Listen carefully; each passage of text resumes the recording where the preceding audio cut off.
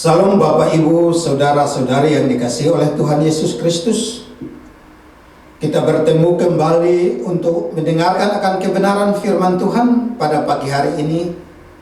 Namun sebelum itu saya akan mengajak kita untuk menghampiri Tuhan di dalam doa. Kita berdoa. Bapa surgawi, Bapa yang kami sembah di dalam nama Tuhan Yesus Kristus. Pada pagi hari ini kami bersyukur atas pertolongan dan penjagaan-Mu kepada kami sampai saat ini. Bahkan pada saat ini Tuhan, kami boleh dapat bernafas dengan baik. Itu oleh karena kemurahan dan kebaikan-Mu kepada kami. Bahkan pada saat ini Tuhan, kami akan belajar daripada kebenaran firman-Mu. Engkau urapi kami dengan urapan surgawi, sehingga kebenaran yang kami baca dan kami merenungkan pada saat ini, biarlah kami melakukannya di dalam kehidupan kami hari lepas hari. Hamba yang terbatas ini Tuhan, biarlah Engkau pakai dalam kuasa-Mu, sehingga apa yang hamba sampaikan biarlah berasal daripada Tuhan sendiri.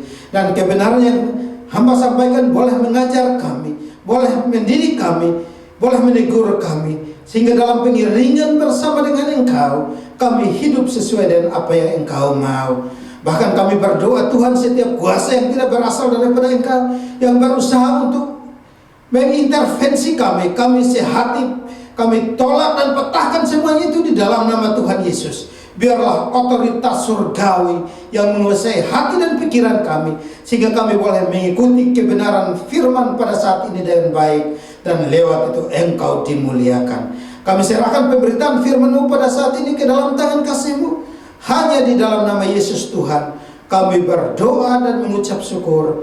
Haleluya. Amin. Bapak Ibu saudara-saudari yang dikasihi oleh Tuhan Yesus Kristus, berbicara mengenai pertumbuhan secara jasmani, maka dimulai dari bayi. Seorang bayi akan bertumbuh dan akan menjadi seorang remaja. Dan dari remaja ini pun dia akan bertumbuh menjadi seorang pemuda atau seorang pemudi. Dan kemudian bertumbuh lagi menjadi seorang dewasa. Dan akhirnya sampai saatnya dia akan kembali menjadi tanah, atau dia akan pulang ke Bapa di surga. Itu adalah siklus dari kehidupan jasmani seseorang. Namun saat kita akan berbicara mengenai pertumbuhan secara rohani, maka dalam kehidupan kita sebagai orang percaya, kita harus tahu apa yang sesungguhnya harus kita lakukan. Oleh karena itu, sebelum kita melangkah lebih jauh, maka saya akan mengajak kita untuk membaca kebenaran firman Tuhan sebagai dasar daripada renungan kita pada saat ini. Yaitu kita buka surat 1 Petrus pasal yang kedua, ayat yang pertama sampai dengan ayat yang ketiga. Firman Tuhan berkata, karena itu buanglah segala kejahatan, segala tipu muslihat, dan segala macam kemunafikan, kedengkian dan fitnah. Dan jadilah sama seperti bayi yang baru lahir, yang selalu ingin akan air susu yang murni dan yang rohani, supaya olehnya kamu bertumbuh dan beroleh keselamatan, jika kamu benar-benar telah mengecap kebaikan Tuhan. Demikian bunyi firman Tuhan pada saat ini. Dan dikatakan yang berbahagia adalah kita yang merenungkan dan melakukan kebenaran itu di dalam kehidupan kita hari lepas hari. Terpujilah nama Tuhan Yesus Kristus. Bapak, Ibu, saudara-saudari yang dikasihi oleh Tuhan Yesus Kristus, Sebagaimana bacaan kita tadi, maka saya akan memberikan judul kepada kita adalah bertumbuh secara rohani. Bagaimana caranya agar kita bertumbuh secara rohani? Ada beberapa tahap yang harus kita pelajari supaya kita dapat bertumbuh secara rohani. Hal yang pertama yang perlu kita renungkan bersama, yakni tinggalkan dosa. Dari ayat pertama di situ tadi sudah ditegaskan bagi kita bahwa karena itu buanglah segala kejahatan, segala tipu muslihat, dan segala macam kemunafikan, kedengkian, dan fitnah. Nah, hal-hal yang tadi saya sebutkan tadi ini adalah merupakan dosa. Oleh karena itu kita harus buang jauh-jauh daripada hidup kita. Kalau kita tidak buang hal-hal ini, maka saya yakin bahwa kita tidak akan pernah mengalami yang namanya pertumbuhan. Bahkan ada orang yang berkata, saya ini adalah orang Kristen. Sejak dari perut ibu saya sudah Kristen. Bahkan saya sudah menjadi Kristen sudah berpuluh-puluh tahun. Tetapi dalam kehidupan nyata, dia secara rohani tidak bertumbuh. Karena apa?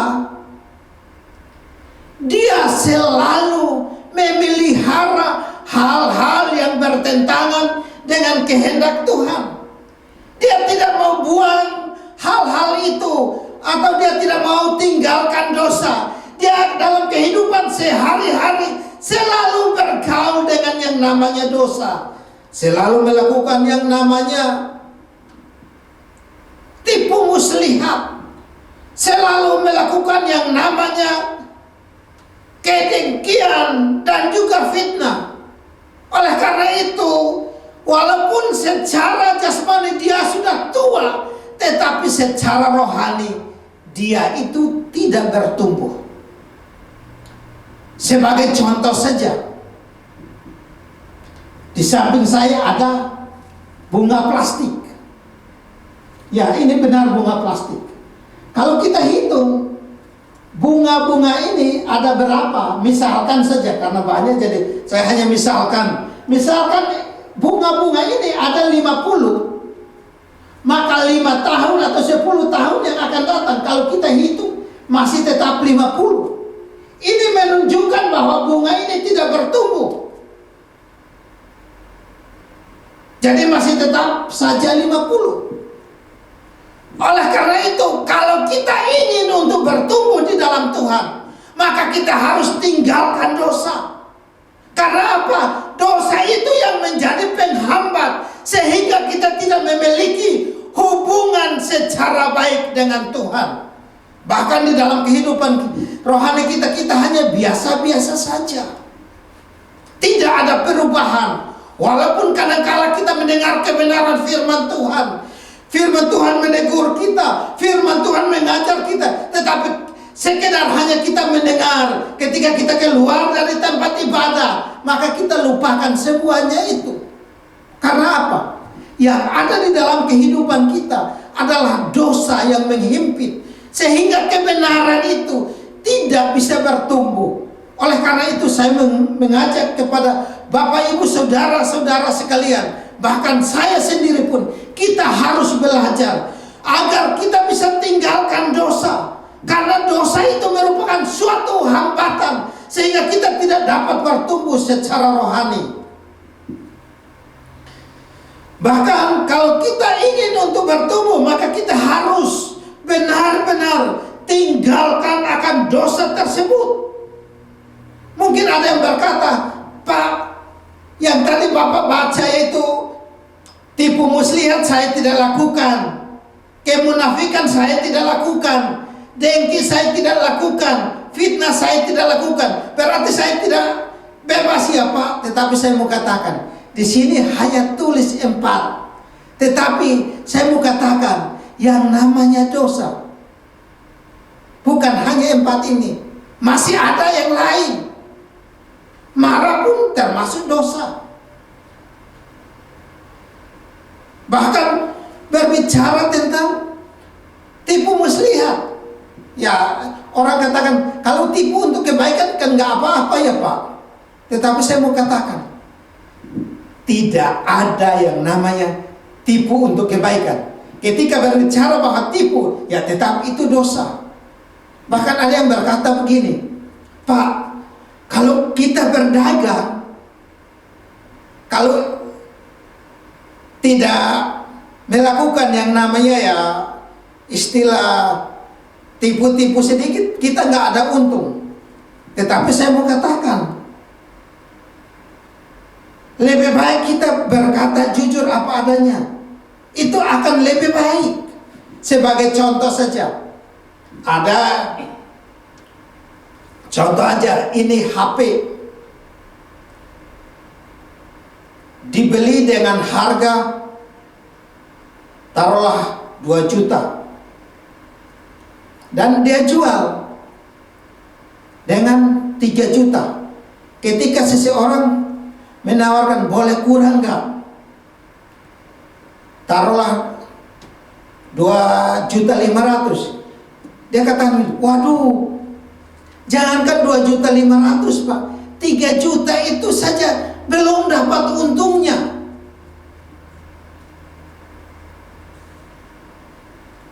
Nah, barangnya kita beli 2 juta, tetapi ketika jual 3 juta, kita katakan bahwa 3 juta saja belum ada untungnya. Ini menurut saya ini merupakan suatu tipuan juga. Karena apa? Kita mulai menipu bahwa tidak ada untungnya. Alangkah baiknya kita berkata begini, kalau menurut saya, Pak atau Ibu, maaf, HP ini memang saya belinya seperti ini harganya, dan saya jual harganya seperti yang tadi saya katakan. Karena mengingat ya saya harus sewa tempat, kan ada kosnya juga, harus bayar retribusi, ada kosnya dan lain-lain. Itu akan jauh lebih baik daripada kita katakan bahwa ini tidak ada untungnya. Sebenarnya itu juga merupakan contoh bahwa kita sudah melakukan yang namanya tipu, dan hal ini tidak berkenan di hadapan Tuhan. Oleh karena itu, pada saat ini saya mau mengajak kita semuanya, lebih baik kita tinggalkan yang namanya dosa. Karena dosa itu akan menjadi penghambat bagi kita, sehingga kita tidak bertumbuh secara rohani di dalam Tuhan. Jadi kita harus sadari itu. Jangan sampai ketika kita hidup di dunia ini, bahkan kembali atau saat kita mati pun, kita nggak bertumbuh. Karena apa? Kita lebih senang hidup di dalam dosa. Bahkan kita katakan bahwa kalau hidup di dalam dosa itu enak. Tetapi saya mau katakan, ketika hidup di dalam dosa, ya enak, tetapi itu hanya sementara. Karena apa? Setelah itu kita mati, kita harus bertanggungjawabkan semuanya. Oleh karena itu, Bapak, Ibu, Saudara-saudari yang dikasihi oleh Tuhan Yesus Kristus, saya mau supaya kita benar-benar hidup sesuai dengan apa yang Tuhan inginkan. Kita harus tinggalkan dosa.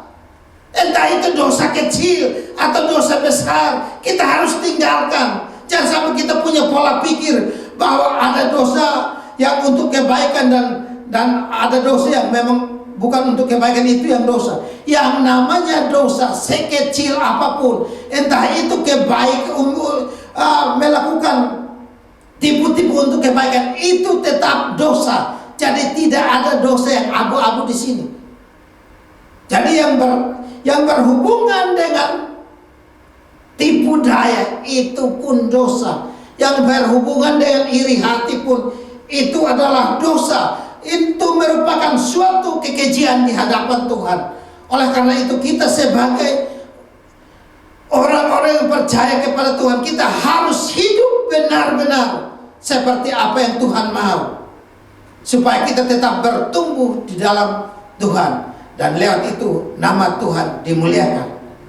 Hal yang kedua yang harus kita pelajari bersama pada saat ini adalah, selain hal pertama kita tinggalkan dosa, maka hal kedua adalah rindu akan firman Tuhan. Di mana di ayat yang kedua di situ dikatakan, dan jadilah sama seperti bayi yang baru lahir, yang selalu ingin akan air susu yang murni dan yang rohani, supaya olehnya kamu bertumbuh dan beroleh keselamatan. Bapak, Ibu, saudara-saudari yang dikasihi oleh Tuhan, selain kita tinggalkan dosa, maka hal kedua yang harus kita lakukan adalah rindu akan firman Tuhan. Kalau orang yang sudah tinggalkan dosa tetapi tidak rindu akan kebenaran firman Tuhan, saya mau katakan bahwa orang itu pasti akan jatuh lagi di dalam dosa itu. Karena apa? Firman Tuhan itu yang akan menolong kita. Firman Tuhan itu yang akan mengarahkan kita, sehingga kita jalan sesuai dengan apa yang Tuhan mau. Jadi di ayat 2 dikatakan, jadilah sama seperti bayi yang baru lahir, yang selalu ingin akan air susu yang murni. Jadi dari sini kata-kata Yunani yang dipakai memberikan gambaran tentang seorang bayi yang baru lahir, yang tidak sabar dan lahap meminum susu ketika sudah tiba waktunya. Jadi kita sebagai anak-anak Allah yang dilahirkan kembali, kita seharusnya selalu ingin akan air susu yang murni, yakni firman Allah. Bahkan Rasul Petrus menekankan di dalam ayat 21 dari pasal 1, dikatakan bahwa karena kamu telah dilahirkan kembali bukan dari benih yang fana, tetapi dari benih yang tidak fana oleh firman Allah yang hidup dan yang kekal. Jadi kalau kita sudah dilahirkan kembali, maka kita harus rindu akan air susu yang murni, atau rindu akan firman Tuhan. Karena firman Tuhan itu yang akan mengarahkan kita. Firman Tuhan itu yang akan menuntun kita, sehingga di dalam perjalanan bersama dengan Tuhan, kita hidup sesuai dengan kebenaran firman itu. Jadi jangan sampai ada orang yang berkata, waduh Pak, saya nggak bisa baca firman Tuhan. Tetapi saya akan berusaha supaya berjalan sesuai dengan kebenaran firman Tuhan. Bagaimana mau berjalan sesuai dengan kebenaran firman Tuhan? Baca saja enggak. Oleh karena itu, saya mau mengajak kita semuanya harus rajin-rajin membaca firman Tuhan. Karena apa? Hal pertama tadi sudah tinggalkan dosa, maka kita harus rajin membaca firman itu. Karena firman itu yang akan menolong kita, sehingga kita tidak kembali lagi ke dosa-dosa yang telah kita lakukan. Bahkan di dalam kebenaran yang lain dikatakan bahwa firman itu adalah pelita bagi kakiku dan terang bagi jalanku. Artinya apa? Kalau kita baca firman Tuhan itu yang akan mengarahkan kita. Firman Tuhan itu yang akan menuntun kita. Maka ketika kita salah melangkah atau kita melenceng dari kebenaran, maka firman itu akan mengingatkan kita, salah, balik lagi. Nah, itu yang benar. Tetapi kalau kita katakan bahwa saya sudah tinggalkan dosa, tetapi tidak mau baca kebenaran firman Tuhan, saya mau katakan, cepat atau lambat pasti kamu akan jatuh lagi ke dosa tersebut.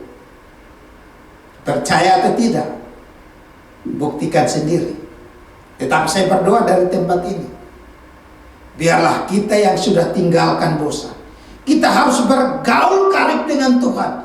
Kita harus semakin hari semakin membaca kebenaran firman Tuhan, sehingga kebenaran itu menolong kita, kebenaran itu menguatkan kita, sehingga kita menghadapi setiap tantangan, setiap persoalan, kita akan berdiri kokoh, kita akan tetap kuat. Karena apa? Firman Tuhan itu yang menopang kita, firman Tuhan itu yang memberikan kekuatan kepada kita, sehingga kita melewati setiap masalah, melewati setiap persoalan, karena kekuatan dari kebenaran firman Tuhan.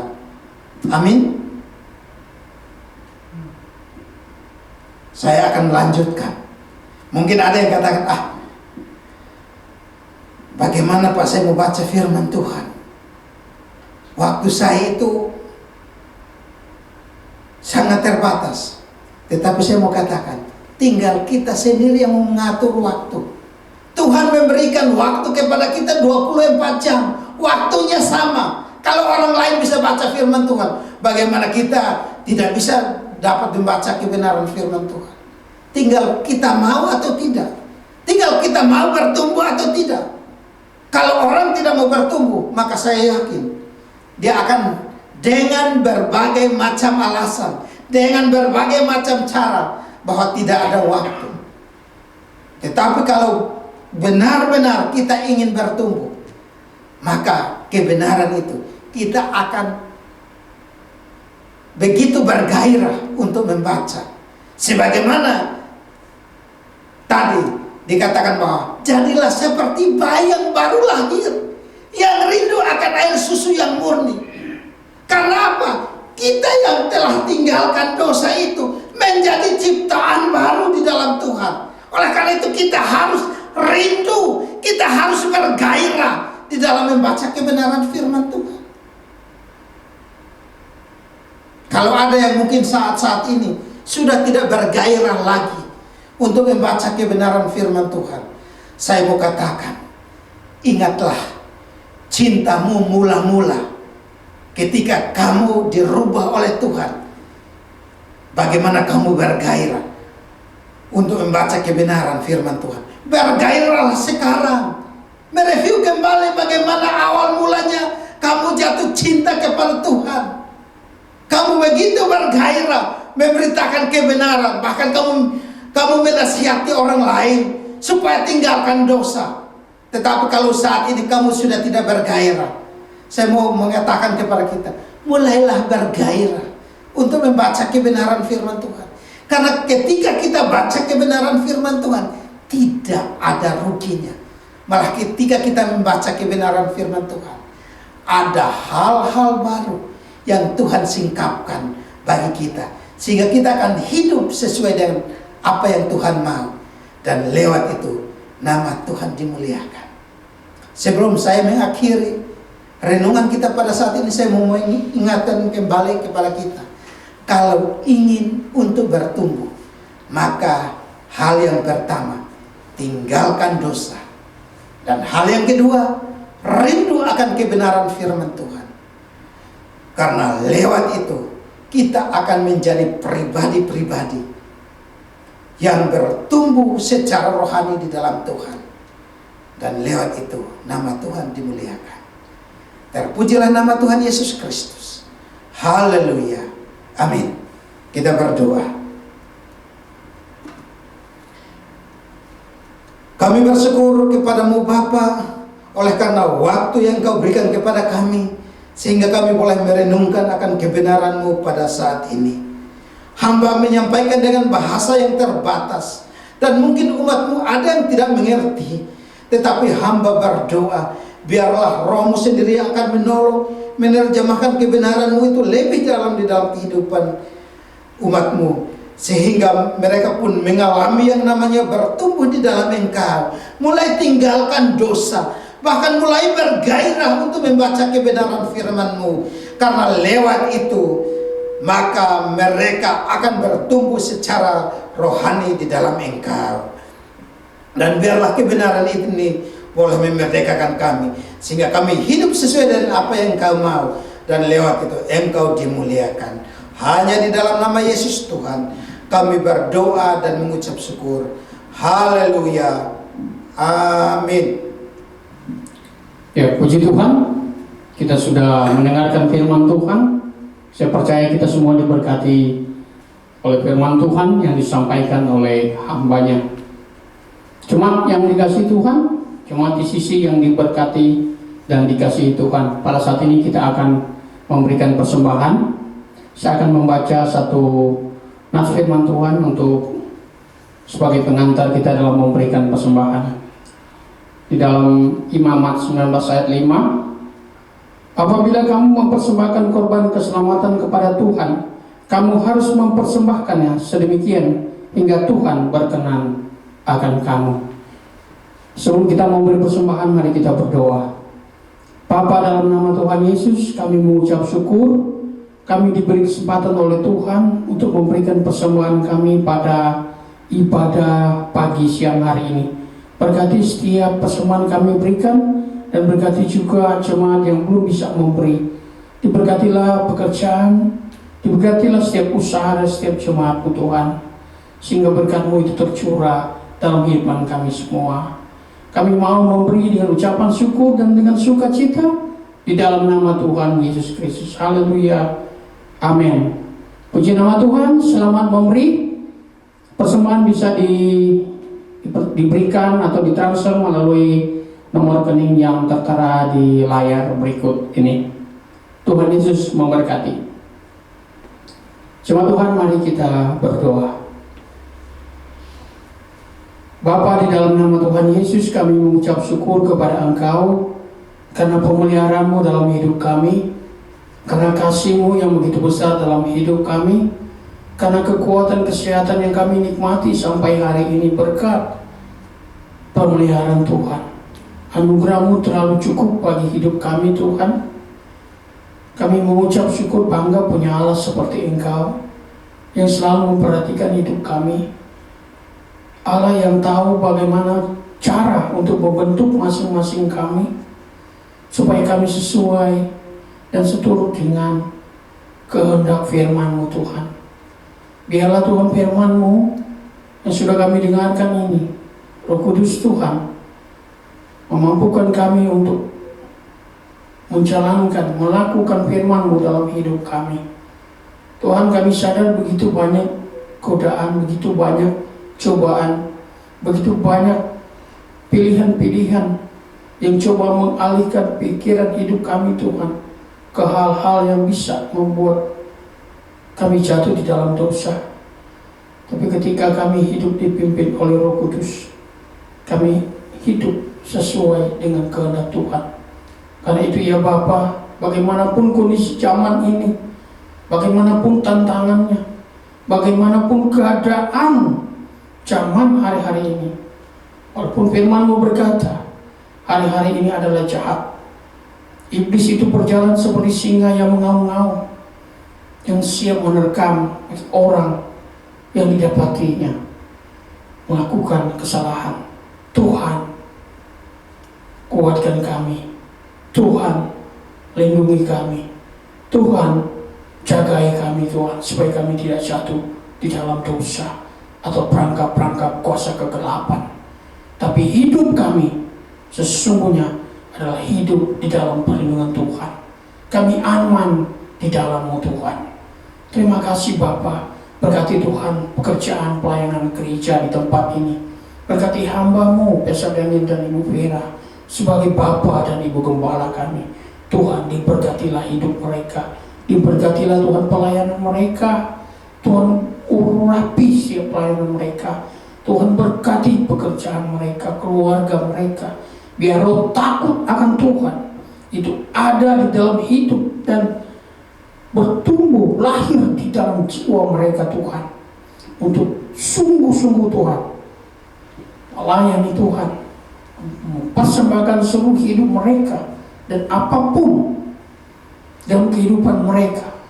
Mereka persembahkan itu untuk hormat dan kemuliaan nama Tuhan. Diberkatilah mereka Tuhan. Berkati juga seluruh tim pengembalaan. Berkati juga Tuhan seluruh jemaat-Mu.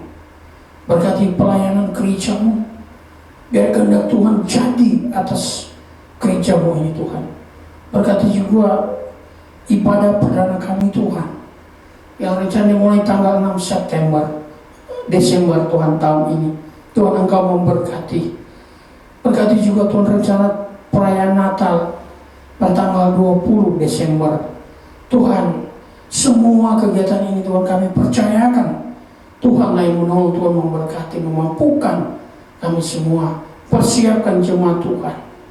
Bapa, kehendak-Mu jadi atas semua perencanaan kami Bapa. Terima kasih, berkati bangsa ini Tuhan. Dengan segala persoalan yang ada, berkati pemimpin kami, Presiden, para TNI, Polri, Menteri, seluruh aparat pemerintahan dari tingkat pusat sampai daerah. Tuhan memberkati. Terima kasih Bapa di surga, terima kasih. Berkati keluarga kami masing-masing. Orang yang mengasihi kami, orang yang mengasihi Tuhan, diberkati mereka semua Bapa. Berkati gereja-gereja Tuhan, berkati pelayanan misi Tuhan, supaya semakin banyak jiwa dimenangkan. Tuhan jagai kami, Tuhan topang kami, dan Tuhan berkati kami. Terima kasih Bapa, terima kasih Tuhan, terpujilah nama-Mu Tuhan. Dan saat ini kami siap menerima berkat Tuhan. Pulanglah ke dalam aktivitasmu dengan menerima berkat dari Tuhan. Diberkatilah engkau di dalam rumah tanggamu. Diberkatilah engkau di dalam pekerjaanmu. Diberkatilah engkau di dalam perkuliahanmu. Apa yang dilakukan oleh tanganmu, Tuhan membuat menjadi berhasil. Anugerah dan damai sejahtera dari Allah Bapa, kasih dan persekutuan daripada Tuhan kita Yesus Kristus, serta kuat kuasa dari Roh Kudus, tinggal bersama-sama dengan kita, mulai dari saat ini sampai Tuhan Yesus datang kembali kedua kali. Haleluya. Amin.